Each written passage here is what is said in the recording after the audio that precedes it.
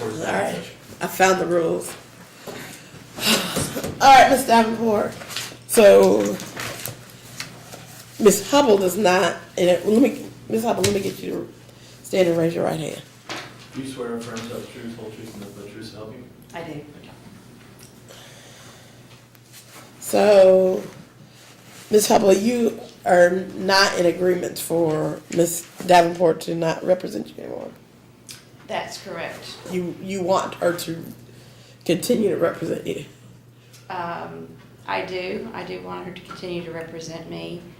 And Now you understand when your lawyer gives you advice or tells you things that you should and should not do, part of the representation is that you take her advice, and if you don't, and she feels like you placed her in a position where it would ethically require her not to be able to represent you, you understand what you're doing. So if she tells you you cannot do this, but you insist on doing what she tells you not to, then ethically she cannot represent you anymore. Do you understand that? I understand that, but she did not specify any kind of ethical violations that she would incur if she provided representation and represented me in a way that did not cause me to compromise my integrity. She didn't spell anything like that out in this motion. She only filed it this morning, and I think it was only yesterday that she even sent me a copy by email. I think I should have an opportunity to respond to it. I think in the meantime, I feel like she should be required to give me the representation within the bounds of the law and within the rules of the standards that are set in the Board of Responsibilities, Professional Responsibilities Guidelines. Right. I think there are things that she can do that she should be able to explain to me why it's a violation of her integrity to, I'm not asking her to do anything that's unlawful or... It's not like you're asking her to do anything, but she's advising you not to do things or to do certain things, and you're not doing what she's advising you, then that puts her in a ethical quandary for our law license. Would I be the one to complain about that? No. Anybody could complain about someone and what they're doing. So if your actions are contrary to what they should be, and she's advising you not to do certain things, but you continue to do certain things, and that's on her as well as on you. That's on because somebody... Okay. All right. You are so good. I really appreciate you helping me just as a layperson to understand some of this. You've always been very good at explaining things, being very patient and understanding with me. But based on what you just said, does that apply to all attorneys? Do all attorneys have to, for example, opposing counsel's attorney, if her client is doing the same types of things that, everybody's conscience is different, so what might be a if you're... Could I get another court-appointed attorney who will... Let me tell you this. I've counted the number of attorneys you've had, and since we've been together, you've had 6 attorneys. And so I don't think that the law requires me to continue to keep getting you attorneys. Okay. I think I get that. this is probably, as an appointed attorney, this is like your 3rd shot at the apple. Okay. And so I think at some point I am not required to continue to give you attorneys if each of them come and have to withdraw for the same similar kind of things. Okay, but... So at some point, it's going to be dependent on you to either follow the advice of your attorneys or continue to go down this road that we're down. But she's not required to specify to me what is in conflict with her conscience. I think She's definitely not required to do it with me. She cannot tell me what the conflict is. That's in the law. She cannot tell me because that conflict or confidentiality or something. Absolutely. So she can't tell me. Okay. I'm not sure. I would imagine she can talk to you about what the issues are, and I'll hear from Ms. Davenport if she wants to take a minute to do that, or if she's already feels that she's done that. I will. Thank you.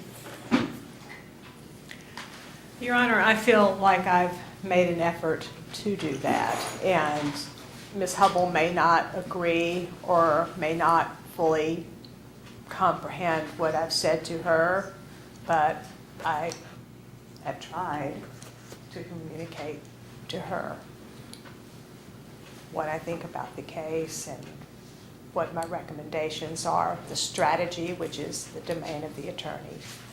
And I don't see a way forward.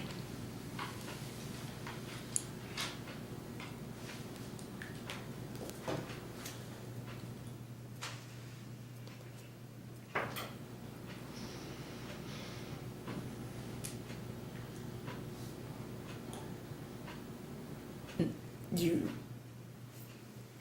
reckon if you talk to her right now for a few more minutes, it may change?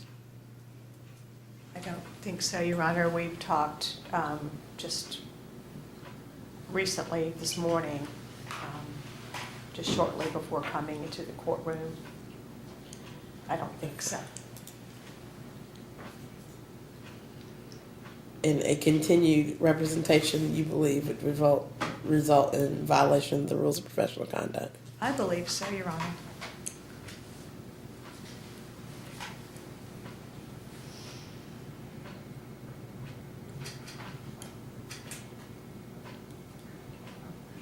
All right. I'll grant the motion. Thank you, Your Honor.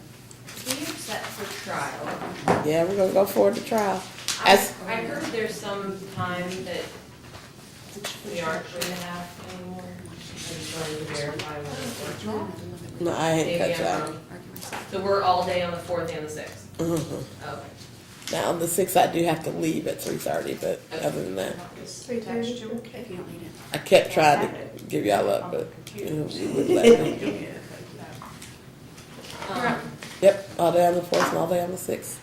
Your Honor, I have a question too about this motion. If this motion is not going to be heard till the 4th and 6th, I believe we need to set another day, or at least a half a day, to hear this motion. If it can't be, in fact, I object to, I think we should get a special setting, maybe on a 10:30 docket at some point, as soon as possible. I just love how you've been here so often that you even know my special time. I'm just saying, Well, first, I just love that. Well, I mean, I've been in here for 4.5 years, and that's come up before. But my daughter, you should understand that my daughter has. I mean, time is of the essence here. I have complied with the order. Have you allowed DCS to come to your home? No, I'm talking Okay, then you have about. not complied with the order. Well, I'm talking about the order that you made August 17th that said my contact with the child. Have you complied with allowing the Department of Children's Services to come to your home? Are you asking? No, I have not. Okay, so complied you're with that. only asking for I don't your- intend to. Okay, so you're only asking for your supervised visits back then? Actually, what I was wanting is unsupervised out in the community, Okay. out in the community And so setting. there's a specific order, and I don't know which one it was, that says before you get supervised visits, unsupervised visits, then you are required to allow DCS, the guardian ad litem, and or who's the lady that was doing the therapeutic visits?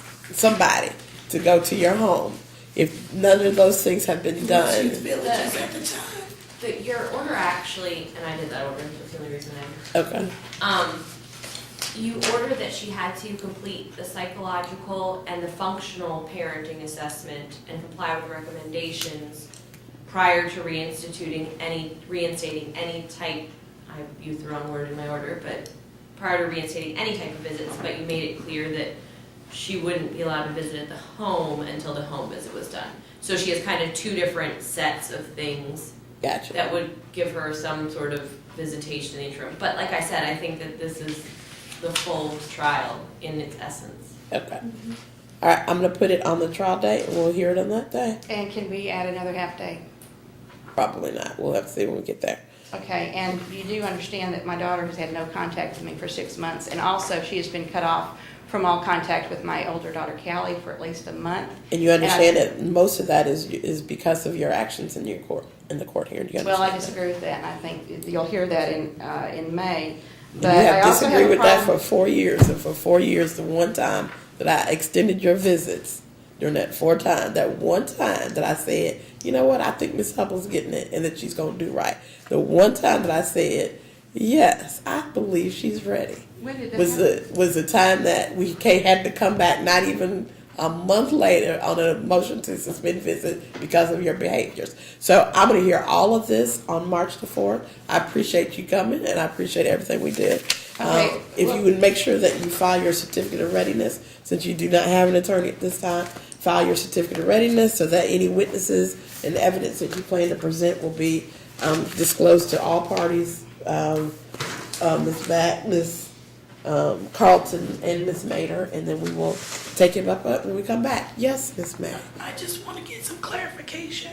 If Ms. Hubble decides to hire another attorney, are we still going to move forward with that date? I will have to see what that attorney says. And, Well, I'm not willing to postpone that. I think this needs to be dealt with. And I also, I'm not sure, but if I'm going to be representing myself, I believe I need to be able to communicate with the guardian ad litem, and I think she has blocked me from her email. I don't know for sure, but something got back. You file everything that you want to communicate with just file it through the clerk's office. And Ms. Mack can pick it up through the clerk's office. Okay, thank you. All right, that'll be the court's order. Thank you all.